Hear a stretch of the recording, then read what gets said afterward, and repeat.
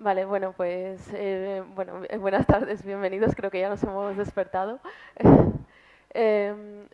Primero quiero dedicaros unos minutos a agradecer pues, a los sponsors que han facilitado la realización de este evento, también a...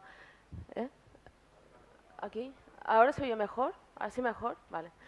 Bueno, pues eso, a los sponsors, también a la organización, que me está tratando súper bien como ponente, bueno, a toda la gente que me ha ayudado a preparar la charla, a mis compis de Nextail, a mi mentora Raquel, que se ha escuchado la charla como 1 millón de veces para darme feedback, y a vosotros también por venir. Bueno, como seguro que nadie me conoce, voy a empezar presentándome para explicar por qué estoy aquí hoy hablando sobre agilismo. Yo soy Meritxell Calvo, soy programadora y a lo largo de mi carrera he trabajado en entornos muy diferentes. Empecé trabajando en una consultora multinacional muy corporativa en la que pues, no se daba demasiada importancia a las buenas prácticas, con todos los dolores que eso conlleva. Después emigré a Holanda, donde conocí lo que he llamado el modelo europeo, que es básicamente pues, bueno, conocer un poco una cultura de trabajo más sana. Cuando volví a España, empecé a trabajar en pequeñas consultoras en las que teníamos que hacer frente a muchos proyectos con muy poca gente. Entonces, esto nos obligaba a ser multidisciplinares y también muy responsables con lo que entregábamos. Después empecé a trabajar en una startup que tenía una metodología ágil muy arraigada a todos los niveles, gracias a la cual empecé a conocer todo este movimiento. Después empecé a trabajar en remoto y ahora sigo trabajando en remoto para Nextail. Y paralelamente a todo esto también intento mantenerme activa en la comunidad para intercambiar aprendizajes, para convertirme en mejor profesional. Bueno, y ahora mismo empecé a trabajar en Nextail porque es una startup que se encuentra en un momento muy interesante del que hablaremos ahora enseguida y creo que todas estas experiencias me ayudan a poner todo un poco en contexto, a entender el valor de ciertas prácticas y a empujar para conseguir ciertos objetivos. Nextail es una startup cuyo producto ayuda a empresas de venta al por menor a sacar el máximo rendimiento a sus stocks. Nuestro algoritmo procesa una gran cantidad de datos relacionados con las ventas, con el stock, con las tiendas, etcétera, y a partir de ahí extraemos o generamos una serie de previsiones para que ellos puedan tomar decisiones estratégicas. Por ejemplo, qué prendas van a venderse mejor en tu nueva tienda o en qué tiendas tendrá mejor acogida tu nueva colección, cuál es el mejor momento del año para aplicar descuentos. El algoritmo es aplicable casi a muchos tipos de productos, pero como habréis intuido ya por la temática de mis diapositivas, nos dedicamos sobre todo al sector de la moda. Su evolución ha sido la típica de una startup. Empezó como respuesta a una necesidad que los fundadores habían identificado después de muchos años trabajando en el sector de la moda. Luego se da una fase de desarrollo reactivo, de desarrollar en base a lo que los primeros clientes solicitan, con el objetivo de tener un producto vendible cuanto antes. Finalmente, el producto se valida, se demuestra que efectivamente responde a una necesidad real y se empieza a conseguir la confianza de los inversores, se empieza a entrar en rondas de financiación, etcétera. Y ya llegamos a la fase actual, que es de la que vamos a hablar hoy. El producto se ha validado y ahora nuestro objetivo es conseguir clientes más grandes. Pero claro, conseguir clientes más grandes no solo es una cuestión de trabajo duro o de fuerza de voluntad, es una cuestión de escalado. Tenemos que escalar nuestro equipo y nuestra infraestructura mientras todo sigue funcionando. Entonces, es en este punto cuando nos damos cuenta de que para escalar vamos a tener que ser ágiles. Para escalar tengo que ser ágil. Pero, ¿qué es esto del agilismo? ¿Es un manifiesto? ¿Es una lista de rituales? ¿Es una habilidad de dragones y mazmorras? Bueno, pues siento decepcionaros, pero hoy no os voy a dar una clase magistral sobre lo que es el agilismo, sino os voy a contar cómo nosotros desde Nextail lo hemos entendido y aplicado. Y para nosotros consiste en un cambio de paradigma que gira en torno a estos 4 pilares. El enfoque a producto en vez de a proyectos, el ciclo de feedback rápido con el objetivo de aportar valor lo más a menudo posible, la búsqueda constante de la excelencia técnica para facilitar el escalado del código y la generación de una cultura compartida para fomentar la motivación y el trabajo en equipo. Bueno, vamos por partes. Lo primero que tenemos que entender es el enfoque a producto. Dejar de pensar como una consultora que responde a proyectos puntuales y empezar a sentirnos como los propietarios de un producto. Y para ello, lo primero que tenemos que hacer es realizar un descubrimiento proactivo. En vez de esperar a que un cliente nos pida una cosa u otra, realizamos una investigación para ver qué valores podemos aportar. Esto nos ayuda a trabajar en valores, entre comillas, invisibles para el cliente, como puede ser la mejora del rendimiento, el escalado de la arquitectura o la gestión de la deuda técnica. A partir de esta investigación surgen una serie de objetivos de negocio que se priorizan en el roadmap. El roadmap es el plan que define cuáles son nuestros objetivos y qué pasos tenemos que dar para conseguirlos. ¿Qué vamos a hacer para conseguirlos? A partir de que un objetivo es fijado o priorizado en el roadmap, se empieza a dividir en distintas tareas o acciones que debemos llevar a cabo para conseguir esos objetivos. Pero toda esta planificación no sirve de nada sin una documentación adecuada. Recordemos que nuestro objetivo es sentirnos dueños de un producto y esto no es posible si no compartimos todos el mismo contexto. Por eso, todas nuestras ideas, desde el objetivo de negocio más abstracto hasta la historia de usuario que le llega al programador, deben estar perfectamente documentadas y puestas en contexto. Todos necesitamos saber por qué es necesaria una tarea, por qué tengo que hacer esto, qué valor aporta, qué lugar ocupa en el roadmap y qué necesitamos para implementarla. Aquí podéis ver un ejemplo muy básico de un valor desde que se fija, ¿esto tiene láser? Sí. Desde que se fija en el roadmap hasta que es absorbida por el equipo técnico. Primero se identifica un objetivo de negocio. Por ejemplo, puede ser atraer a 4 nuevos clientes grandes. Para conseguir este objetivo de negocio necesitaremos, por ejemplo, entre otras cosas, escalar el proceso de integración. Y aquí ya se empiezan a identificar una serie de problemas que debemos atacar para lograr ese objetivo. Por ejemplo, nos damos cuenta que nuestro proceso de integración no es escalable porque es muy manual. Bueno, pues a partir de estos problemas se generan una serie de iniciativas técnicas para abordarlos. Por ejemplo, una de las cosas que podemos hacer es ofrecer una integración a través de la API. Y ya por su parte el equipo técnico extrae una serie de tareas técnicas, por ejemplo, para implementar una API, una de las cosas que vamos a hacer es implementar un endpoint exponer un endpoint para introducir las ventas, por ejemplo. Bueno, lo importante de este roadmap es que en todas las fases se conoce el objetivo de negocio y todos los actores, cada uno desde nuestro rol, participamos activamente para definir cómo vamos a conseguir esos objetivos. Por un lado, el equipo de producto define cuáles son los objetivos de negocio, luego hay una fase intermedia en la que se identifican cuáles son los problemas que debemos abordar y finalmente los programadores somos los que decidimos cuál es la mejor forma de abordar esos problemas a nivel técnico. Bueno, pues ya hemos visto cómo podemos aportar valor a través del enfoque a producto. Pero una vez que ya estamos enfocados ahí, ¿cómo podemos saber que estamos acertando, que vamos por el buen camino? Necesitamos dar y recibir feedback a menudo. Por un lado, para validar nuestras decisiones y por otro también para aplicar los cambios que hagan falta. El intercambio de feedback, por parte del cliente, el intercambio de feedback va a darse siempre en torno al uso del producto.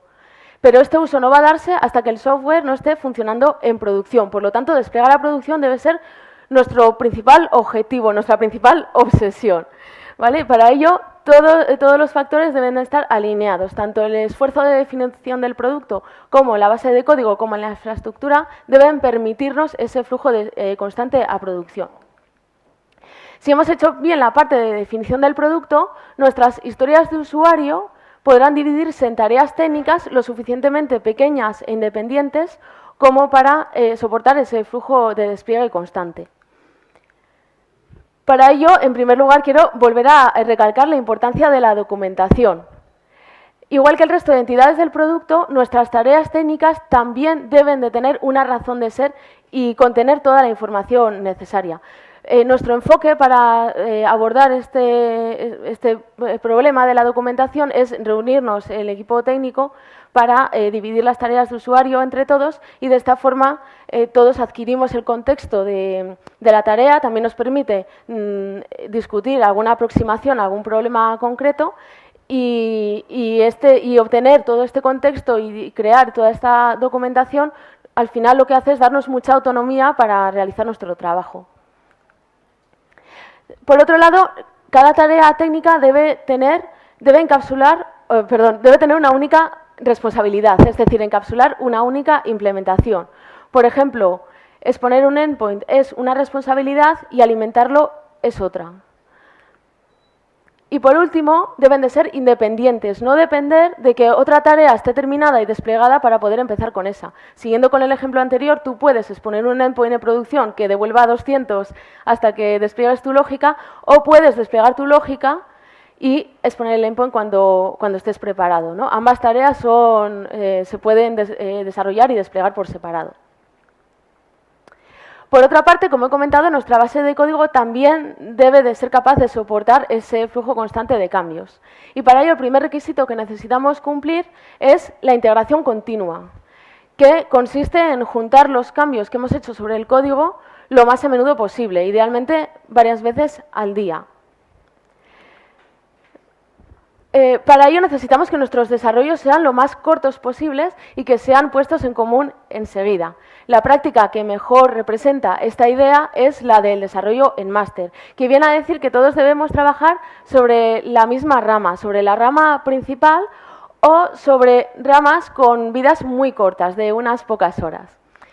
Esto nos garantiza que, bueno, virtualmente nos garantiza que siempre vamos a estar trabajando sobre la última versión del código y hace nuestro sistema más resiliente porque vamos a darnos cuenta enseguida de cuándo algo ha dejado de funcionar. Y por último, necesitamos confiar en nuestra base de código. Para ello, de forma automática, tenemos las pruebas unitarias que van a comprobar que que cada elemento sigue funcionando bien en solitario.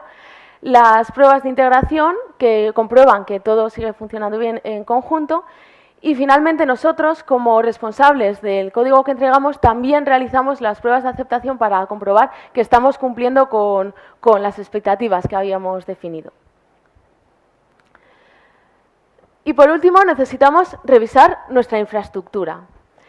Hasta hace relativamente poco, nuestros procesos de despliegue eran muy manuales. Y el proceso, el proceso se quedaba bloqueado hasta que alguien de sistemas pudiera venir a desplegarnos la funcionalidad.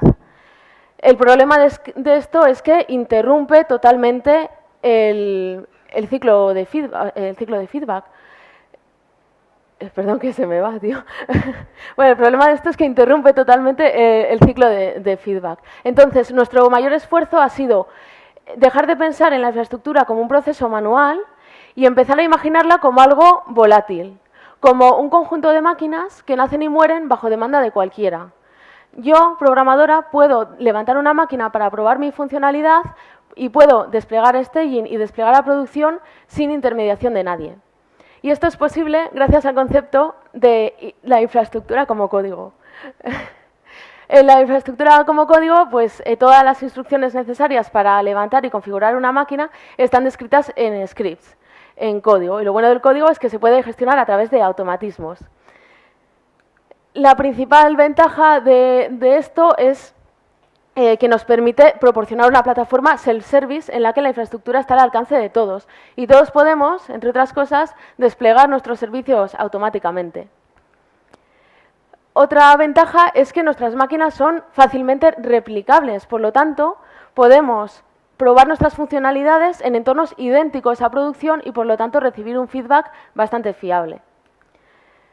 El concepto de infraestructura volátil también facilita mucho el escalado y desescalado de máquinas, porque puedes, incluso de forma automática, porque puedes configurar tu sistema para que levante una serie de nodos si llega un pico de demanda y destruirlos cuando este pico pase. Y finalmente, la seguridad que te aporta minimizar el factor manual. Por lo tanto, la infraestructura como código resulta muy útil, por no decir imprescindible, para posibilitar ese ciclo de despliegue continuo. Bueno, como hemos visto, si definimos bien nuestras tareas, establecemos un sistema de integración continua y automatizamos los despliegues, nuestro software estará funcionando rápidamente en producción y, por lo tanto, podremos recibir un feedback a menudo y de forma regular. Pero, llegados a este punto, ¿no os da la impresión de que falta algo? Porque, vale, estamos en prod, pero ¿qué tal va? ¿Cómo podemos saber que estamos aportando el valor que esperábamos? ¿Cómo podemos medir nuestro impacto? Nos falta una parte muy importante del ciclo de feedback, que son las métricas de producto y la observabilidad del sistema, que son las herramientas que nos van a sacar de la mesa de diseño para ponernos en contacto con la realidad. Las métricas de producto sirven para saber cuánto valor estamos aportando al usuario. La principal fuente de verdad siempre es el propio usuario, por eso nuestra estrategia es realizar encuestas y entrevistas en persona para saber de primera mano cómo se sienten al interactuar con nuestro sistema. Por otra parte, las estadísticas de uso nos dan mucha información sobre cómo interactúan los usuarios con nuestro sistema. ¿Cuál es la funcionalidad que más se usa? ¿Hay algo que pensábamos que aportaba un gran valor pero que nadie está usando? ¿Por qué nadie lo está usando? Esta métrica nos facilita decidir hacia dónde debe crecer o decrecer nuestro sistema. Los tiempos de respuesta también son buenos representativos de la experiencia del usuario. ¿Cuánto tarda en rellenar un formulario? ¿Cuánto tiene que esperar para obtener la predicción de ventas? Y en general, las métricas de producto son una manera fehaciente de interpretar la realidad de los usuarios y, por lo tanto, nos permiten calibrar nuestra aplicación de una forma más adecuada, iteración tras iteración. Por otro lado, la observabilidad del sistema nos permite analizar los errores que han pasado, adelantarnos a los que podrían pasar y minimizar nuestro tiempo de respuesta ante incidencias. Lo primero que necesitamos es un sistema de monitorización que nos permita obtener información sobre nuestro sistema. Por otro lado, necesitamos configurar un sistema de alarmas que nos avise activamente cuando ha pasado algo. Lo más importante del sistema de alarmas es que deben de llegar a las personas adecuadas a través de los canales adecuados. Deben estar bien definidas, deben de ser accionables y deben estar bien priorizadas, porque como todos sabemos, cuando todo es importante, nada es importante.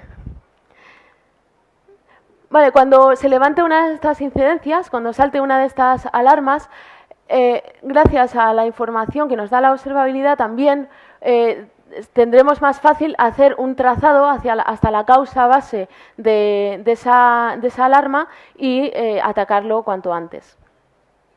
Y finalmente, lo más importante, lo más útil, es que la información que recibimos a través de la monitorización nos permite adelantarnos a futuras incidencias. Por ejemplo, podemos detectar cuando una entidad está recibiendo peticiones sospechosas o si hay un proceso que tiende a estancarse y nos podemos meter y solucionarlo antes de que llegue a más, antes de que se convierta en una alarma. Y como hemos visto, el ciclo de feedback rápido nos aporta mucho valor tanto a nosotros como al usuario. Minimizar el ciclo de feedback es la base alrededor de la cual se asienta el agilismo. Por eso he querido extenderme tanto en este punto. Pero claro, este ciclo de feedback tan rápido requiere cambios muy profundos en todo el ciclo de desarrollo. Algo muy difícil si no contamos con el apoyo de la excelencia técnica. Y el primer pilar de la excelencia técnica es el seguimiento de las buenas prácticas. La integración continua, de la que ya hemos hablado, nos permite tener una base de código compartida en tiempo real, en el que los cambios se desarrollan en iteraciones cortas que se comparten inmediatamente. Esto nos permite, como he comentado, trabajar siempre sobre la última versión de nuestro código, y también nos facilita, nos quita el bloqueo de las pull requests que en ocasiones pueden funcionar bien, pero en trabajo, o sea, cuando estamos trabajando en equipo, muchas veces no sirven de mucho y no son más que un bloqueo, ¿no? Que un trámite, una burocracia. Entonces, gracias a la integración continua podemos librarnos de este bloqueo. Por otro lado, la entrega continua apuesta por las iteraciones cortas que puedan desplegarse a menudo. Y como tal no es una práctica, sino una forma de trabajar, un estilo de vida que incluye otras prácticas como la integración continua o la infraestructura como código. Y su principal ventaja, como hemos visto, es que nos permite tener el código funcionando en producción y, por lo tanto, adquirir feedback constantemente. La programación en parejas consiste en tener a dos programadores trabajando en un mismo ordenador. Y esta es una herramienta que me gusta mucho porque es muy potente y muy versátil, y además nos permite abordar distintos propósitos según cómo se enfoque. Por ejemplo, si tenemos a dos programadores con la misma experiencia y el mismo contexto trabajando en parejas, las decisiones van a tomarse entre los dos. Van a darse una serie de decisiones técnicas de las cuales surgirá un código basado en consensos. Y ocurre que este código es más estable y más fácil de mantener que el que produce un programador en solitario. Por lo tanto, aunque en principio parezca que estamos desperdiciando la mitad de nuestra fuerza de trabajo, lo cierto es que al ser un código más fácil de mantener, nos estará ahorrando tiempo y dinero. La programación en parejas y la programación en grupo también son muy útiles para investigar. Por ejemplo, muchas veces ocurre que queremos desarrollar una funcionalidad que no tiene precedentes en nuestro sistema y nadie sabe ni por dónde empezar, ¿no? Entonces, lo que hacemos nosotros es juntarnos todos delante de una misma pantalla y realizar la investigación juntos. Y esta práctica también casa muy bien con la integración continua, porque el desarrollo, el código consensuado nos da más seguridad a la hora de introducir nuestros cambios en la rama principal. Luego hablaremos más sobre la programación en parejas.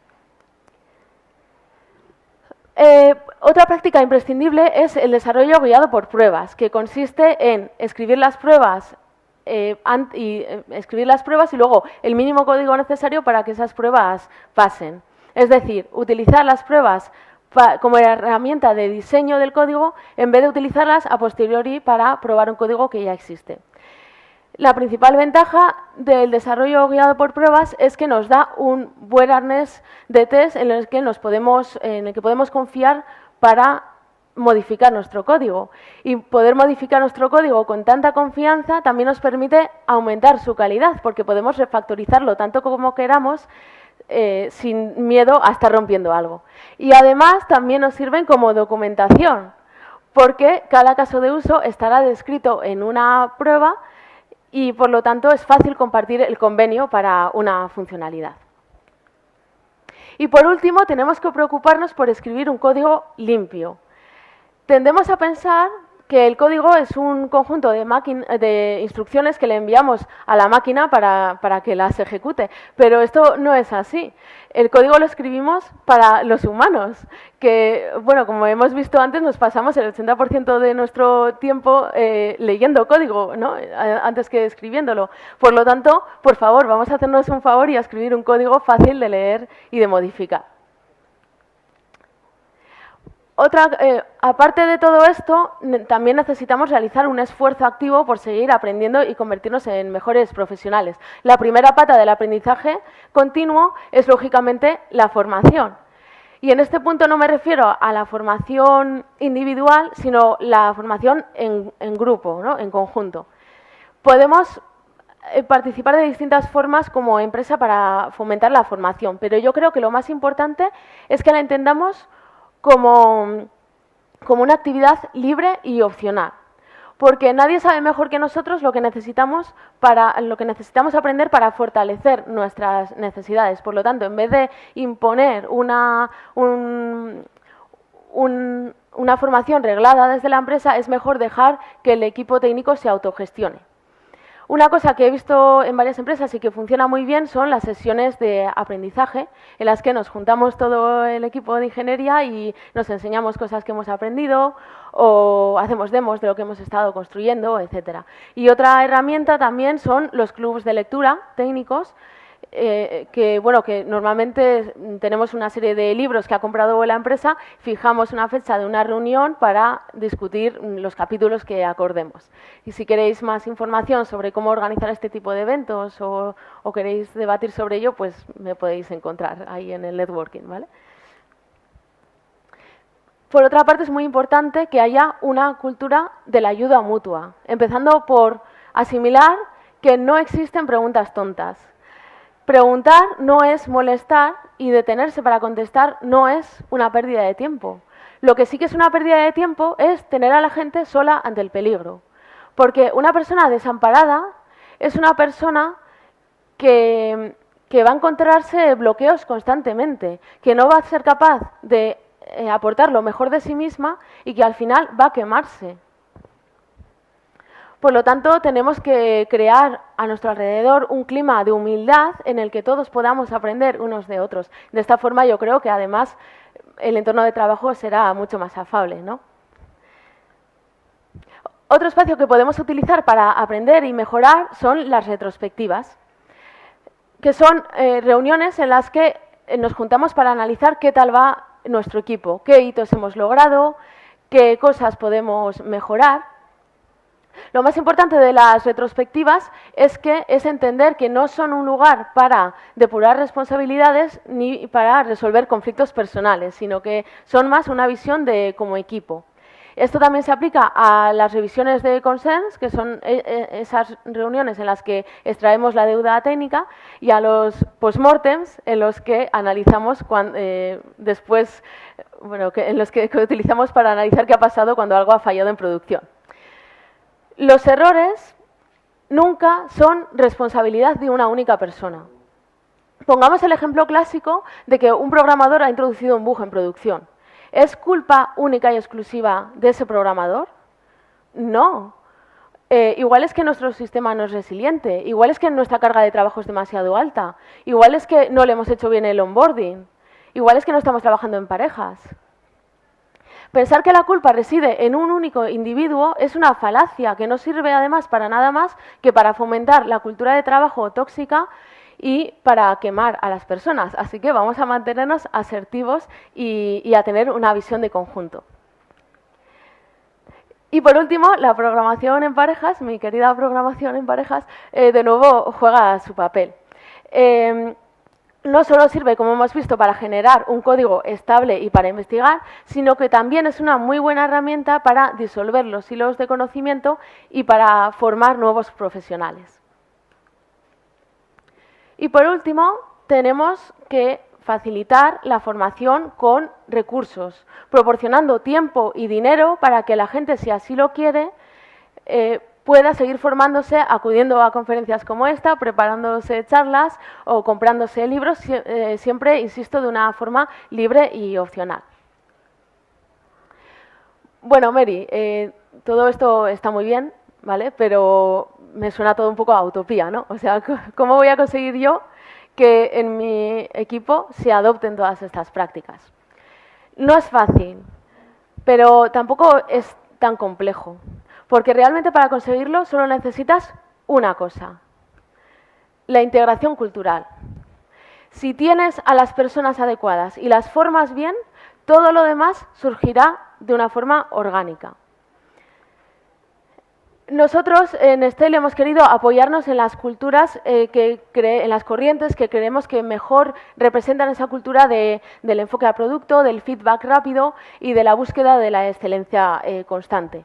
La cultura DevOps entiende el desarrollo y la plataforma como un conjunto integrado en vez de como piezas separadas, lo cual pues, nos ayuda a evitar bloqueos y nos facilita enormemente ese concepto de la entrega continua real.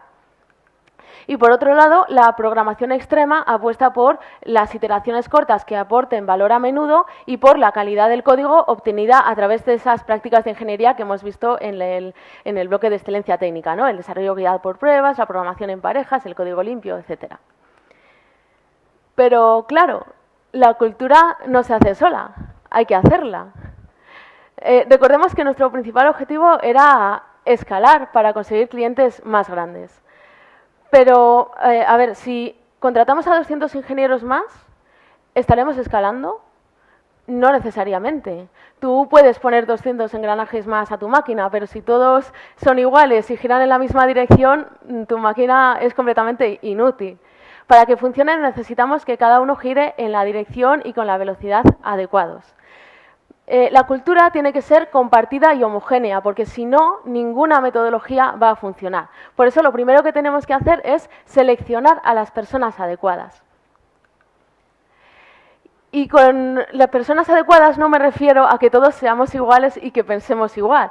Al contrario, creo que uno de los mayores errores de la industria ha sido confundir la integración cultural con el adoctrinamiento cultural. La integración cultural consiste en buscar personas que, siendo diferentes y únicas, encajen en nuestra cultura. Programar es uno de los trabajos más creativos que existen y la creatividad es una planta de exterior. Si la encierras en una habitación, muere. Por lo tanto, abramos las ventanas, dejemos que entre el aire fresco de la diversidad cultural, funcional, de orientación sexual, de género. Abracemos también la diversidad de edades y de trasfondos que nos rodea. La industria necesita la diversidad. Por eso nuestros procesos de selección tienen que ayudarnos a distinguir candidatos que, insisto, siendo diferentes y únicos, encajen en nuestra cultura. Una práctica que funciona muy bien son las revisiones de código y las sesiones de programación en parejas. Una persona, entre comillas, sana, puede sentirse insegura ante este tipo de pruebas que son bastante duras, ¿no? Pero en cualquier caso va a mostrarse colaboradora y positiva. Y nosotros vamos a aprender de ella y ella de nosotros. En cambio, una persona tóxica enseguida va a ponerse a la defensiva y va a sentirse juzgada, ¿no? Es posible que el primer candidato no tuviera tanta experiencia como el segundo, pero en cualquier caso se integrará rápidamente en nuestra cultura y con esa actitud será capaz de aprender y de adquirir toda esa experiencia que le faltaba. En cambio, la persona tóxica, por muchos conocimientos que tenga, jamás se integrará. Nos va a hacer sentir a todos incómodos y de todas formas no va a tener esa inquietud de seguir aprendiendo. Por eso este tipo de sesiones pueden resultar muy útiles como selección de personal. Una vez tenemos a las personas adecuadas, tenemos que formarlas en nuestra cultura. Los programadores no nacemos con una foto de Ken Beck debajo del brazo, ¿vale? Tenemos que aprender lo que significa el enfoque a producto, cuáles son las prácticas de ingeniería y cuáles son los objetivos y los valores de la empresa. Además, si enfocamos bien la formación, estaremos creando mejores profesionales y esto no solo es bueno para la empresa, sino también para los individuos. Nosotros vamos a aportar un gran valor a la empresa a través de nuestra fuerza de trabajo. Por lo tanto, la empresa también tiene cierta responsabilidad de aportarnos algo a nosotros, a nuestras carreras. Y por último, debemos preocuparnos de mantener a esas personas que tanto nos ha costado seleccionar y formar. Cada persona es un mundo. Está claro que no todos buscamos lo mismo en un puesto de trabajo, pero creo que hay algunas cosas en las que todos podemos coincidir. Por ejemplo, creo que todos estamos de acuerdo en que queremos que nuestro día a día sea fácil, ¿no? Por eso tenemos que proporcionar todos los recursos para que las personas puedan desarrollar su trabajo de la forma más autónoma posible. Por otro lado, como he comentado, tenemos que fomentar la cultura del trabajo en equipo y de la ayuda mutua. En cuanto a eso que comentaba de qué puede la empresa aportarnos a nosotros, creo que lo más importante es que el trabajo nos ayude a desarrollarnos como profesionales y a crecer y a desarrollarnos.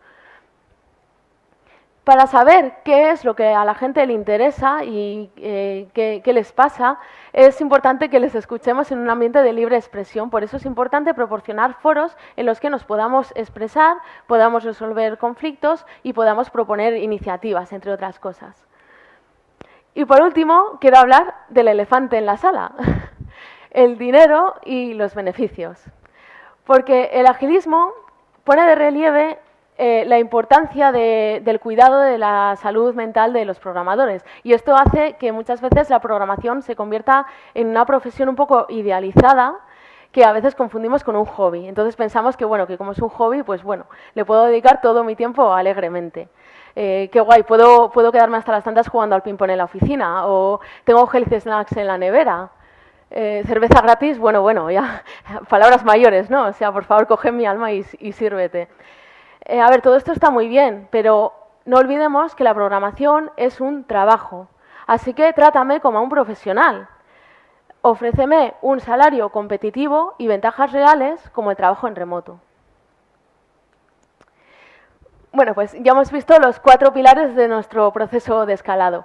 Nos hemos enfocado a producto, hemos acelerado el ciclo de feedback, nos hemos esforzado para alcanzar la excelencia técnica y hemos generado una cultura compartida.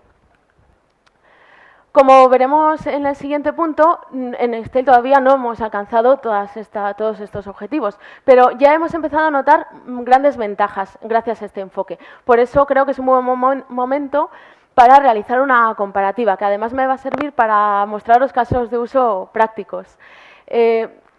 Supongo que os habéis fijado que en toda la charla no he mencionado ni una sola tecnología, y lo he hecho aposta porque realmente no quería que se asociara las prácticas y los valores con las tecnologías, con las herramientas. Pero en este punto ya voy a bajar más un poco a nivel de implementación, por si a alguien le sirve de algo. En primer lugar, apropiarnos del producto nos ha permitido ser proactivos en la búsqueda de valor en vez de reaccionar a lo que venga. Al principio, las peticiones nos llegaban a través de mensajes de Slack con la información súper sesgada o estaban directamente volcadas en un tablero de Trello sin ningún tipo de priorización. Y ahora todas nuestras tareas surgen de un objetivo de negocio y están perfectamente priorizadas y documentadas. La herramienta que hemos seleccionado para este fin ha sido Kanbanize, que te permite crear distintos tableros y hacer una jerarquía entre tarjetas. Como tableros hemos creado varios, pero simplificando hemos creado uno para el roadmap, luego en cada squad tenemos uno para la parte de producto y otro para la parte de tareas técnicas. Y en cuanto a lo que comentaba de la jerarquía de tarjetas, es muy útil porque puedes coger cualquier tarea y realizar un trazado hasta el objetivo de negocio del que salió y adquirir el contexto de por qué esa tarea aporta valor. Por lo tanto, todo esto nos ha permitido tener un contexto y una visión compartidas.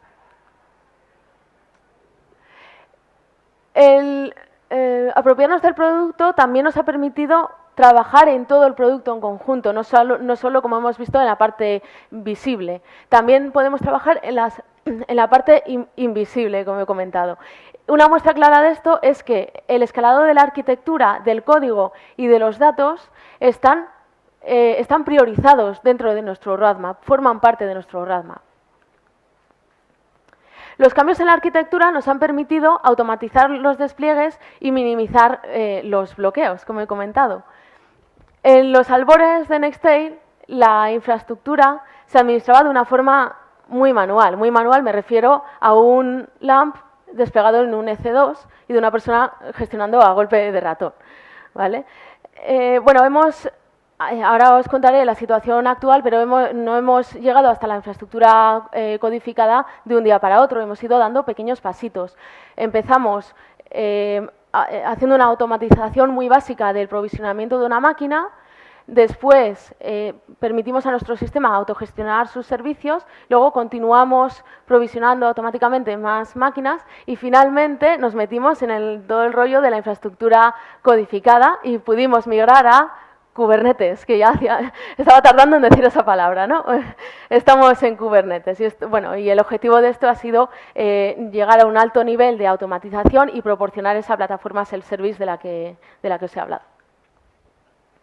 A nivel interpersonal, hemos sustituido la cadena de mando tradicional por un sentimiento de equipo en el que las decisiones se toman por consenso tras un intercambio libre de ideas y las jerarquías no son impuestas, sino que se crean y se destruyen de una forma natural.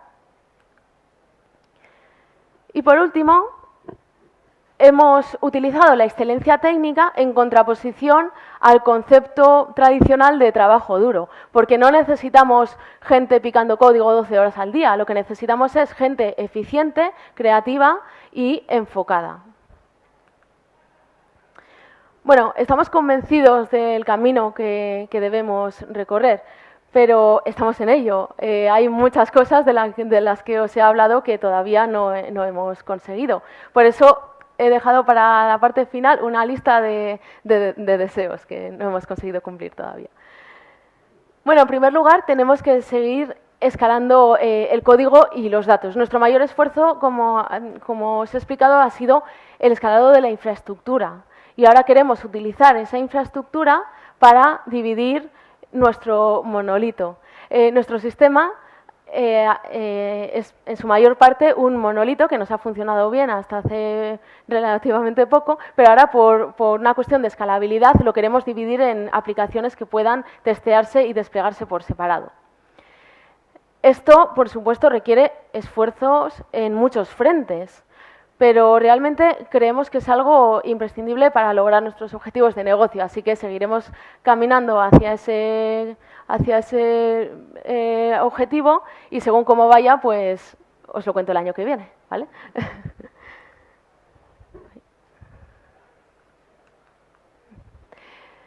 Por otro lado, necesitamos seguir trabajando en el tema de la integración cultural.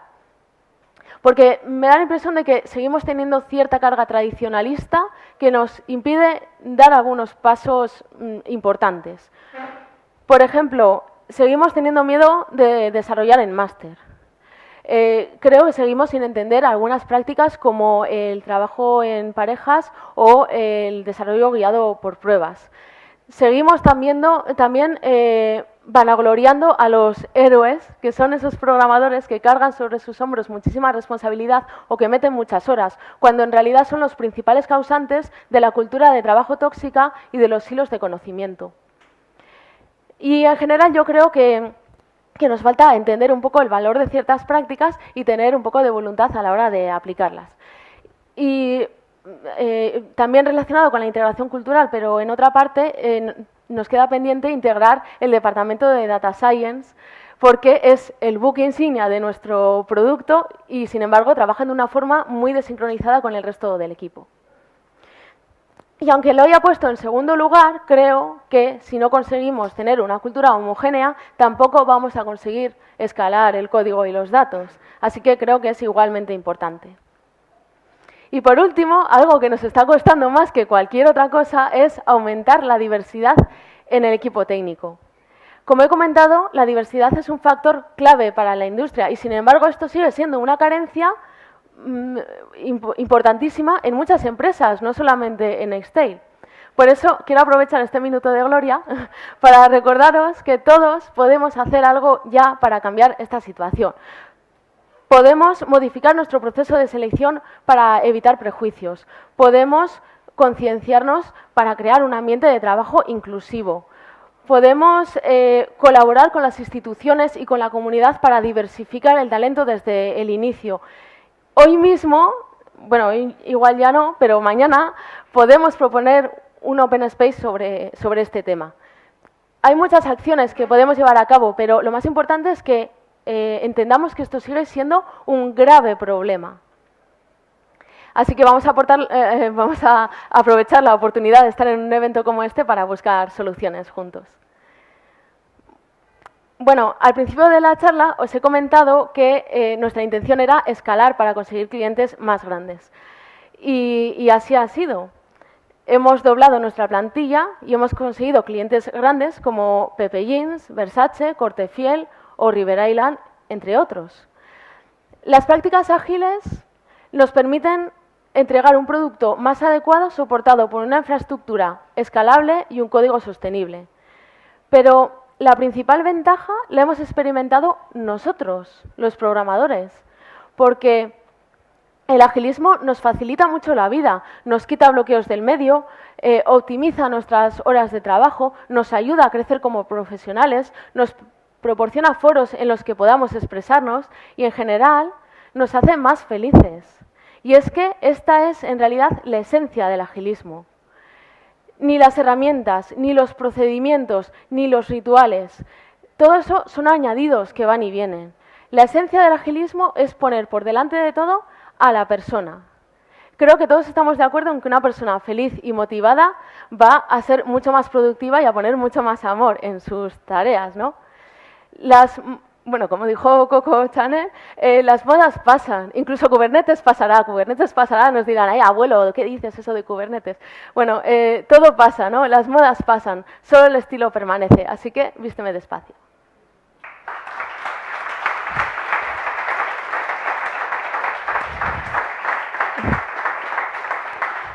Muchas gracias, Meritxell. Ronda de preguntas, pregunticas. ¿Nadie tiene curiosidad? Una pregunta de... Joder, Jorge.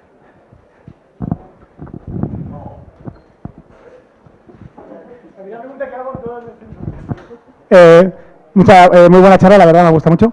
Yo tengo una pregunta de todas las cosas, esta transición que habéis hecho, ¿no?, hacia el Agile. Si tuvieras que destacar qué ha sido la cosa que más ha costado, la cosa que más sigue costando o se está costando cambiar y modificar. Pues para preparar esta charla me entrevisté con varias personas de la empresa para que me ayudaran un poco a recopilar información y tal. Y lo primero que me decían todos era lo mismo, que el principal problema era la gente. Porque hay que formarles, hay que generar una cultura homogénea y tal. Por eso le he dado tanta importancia, porque es lo principal. Si no tienes eso, no vas a poder conseguir ninguna otra cosa.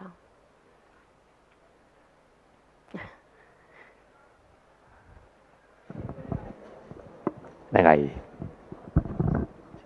¿Cómo trabajáis la integración cultural cuando ya tienes ese superhéroe tóxico en el equipo? ¿Cómo? O sea, has comentado que es muy importante la integración cultural en contraposición con tener pues esa persona que se echa todo a las espaldas, pero que al final acaba siendo tóxico, al resto de personas les hace sentir menospreciadas, etc, etc, etc. Entonces, cuando ya tienes ese caso, ¿cómo le das la vuelta? ¿O cómo trabajáis eso? Bueno, sí, realmente es difícil, la verdad que no me lo he planteado nunca. Nunca he conectado una cosa con otra, la verdad. Pero yo creo que si la cultura es homogénea y tenemos unos rituales establecidos, por ejemplo, todo el código que va a producción se hace en parejas. Eso ya te quitas el silo de conocimiento y el héroe que comentábamos. De todas formas, una cosa a favor de esos héroes, que quiero decir que no me parecen personas tóxicas para nada, simplemente suelen ser personas que están muy implicadas en el proyecto y que realmente piensan que eso va a aportar valor y tal, pero claro, choca mucho con el resto del equipo, ¿no? Entonces, eso, también quiero romper una lanza de que realmente lo hacen porque piensan que es bueno.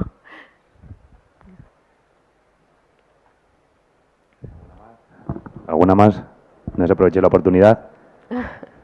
Ahí está.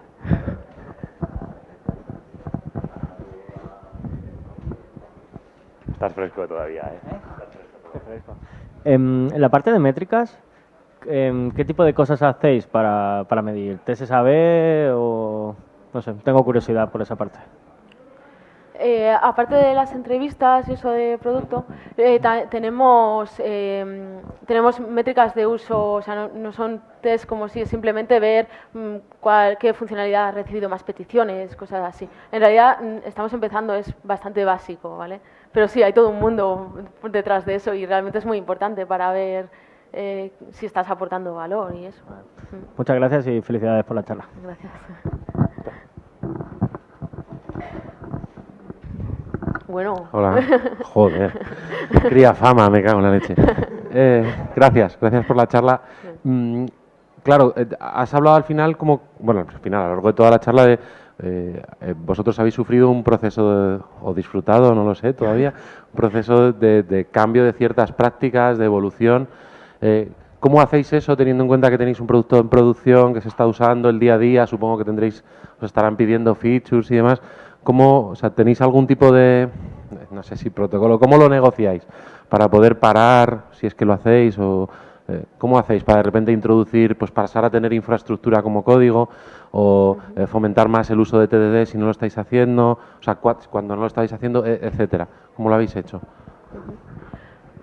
Bueno, creo que yo, por ejemplo, creo que he sido a ver, el proceso ha sido a través de zombies que van extendiendo la infección, ¿vale? O sea, han contratado gente que ya trabajábamos en equipos ágiles bastante, digamos, adoctrinados y entonces hemos puesto uno en cada squad y de esta forma pues se va generando esa cultura. También el equipo de producto también les han enviado a hacer cursos relacionados con eso del enfoque a producto, negociación con el equipo técnico y todo eso más que management, ¿no? Entonces ha sido eso, formación también desde dentro y tal. Y también juntándonos mucho para ver cómo vamos, porque el agilismo no es algo que se impone, que es, vale, esto se hace así y ya funciona, sino que es una cosa que tiene que ser un poco orgánica. Entonces también juntarnos mucho para ver si nos está funcionando, si le vemos valor y esas cosas.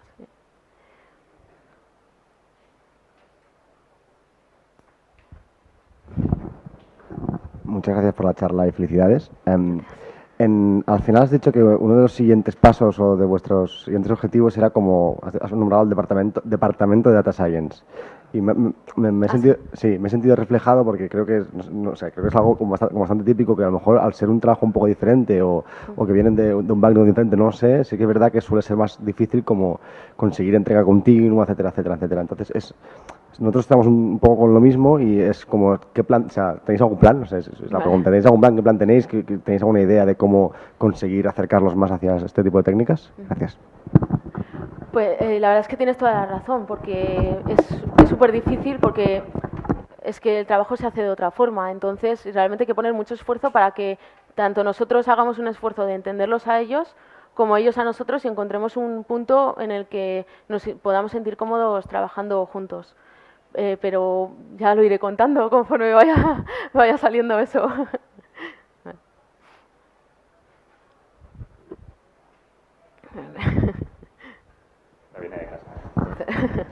Que mi pregunta iba en relación a la diversidad en cuanto a prácticas técnicas que tenéis pensado más o menos aceptar. Por ejemplo, supongo que estáis divididos como en equipos. Entonces, si por ejemplo hubiese un equipo que dijese, pues nosotros no queremos hacer TD o nosotros no queremos trabajar en máster, ¿eso sería un problema? ¿O sería el propio equipo con la capacidad de decisión adoptando ciertas prácticas que no atañen al resto del equipo? En principio no cuadraría con nuestra cultura, porque tenemos un documento en el que expresamos a dónde queremos llegar, ¿no? Queremos llegar al desarrollo en máster, queremos llegar a que todos pairemos o queremos llegar a que todo se haga con TDD. Entonces no cuadra con la cultura realmente, pero es lo que digo, o sea, mi aproximación, o sea, esto ya es completamente personal. Yo creo que no se puede imponer nada. Si tú realmente ves que hay algo que tiene más valor, puedes aplicarlo y si se demuestra que eso es más efectivo, pues perfecto, ¿no? Y si no, pues te habré demostrado que tenía yo razón todo el rato.